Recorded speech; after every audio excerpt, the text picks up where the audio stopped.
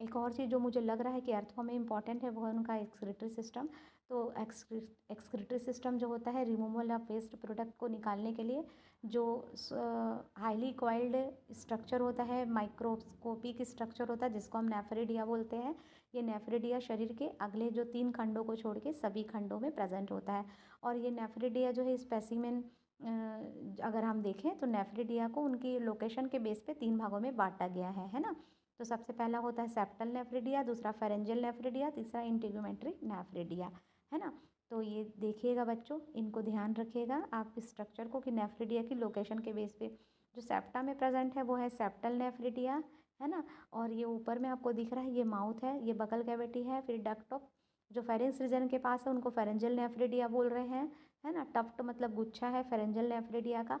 और जो इंटेग्यूमेंट में प्रेजेंट है फेरिंग्स और सेप्टा के बीच वाला जो भाग है वो है इंटेग्यूमेंट्री नेफ्रिडिया, ठीक है। और ये बीच वाला जो भाग है ये गिजार्ड है, ठीक है बच्चों।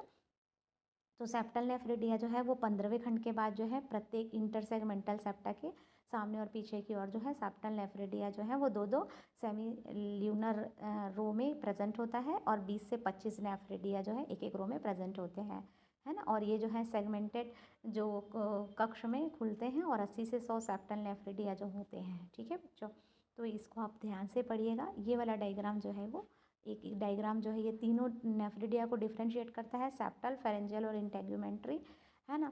और अगर सेप्टल नेफ्रिडिया की हम डायग्राम और स्ट्रक्चर के बारे में देखें तो सेप्टल नेफ्रिडिया जो है इसकी संरचना को आप देखिए, इसके 4 भाग होते हैं। पहला वाला है एपिकल लिम्ब, है ना, ये है उसका नेक वाला पोर्शन, ये है इनर लूप अंदर की ओर वाला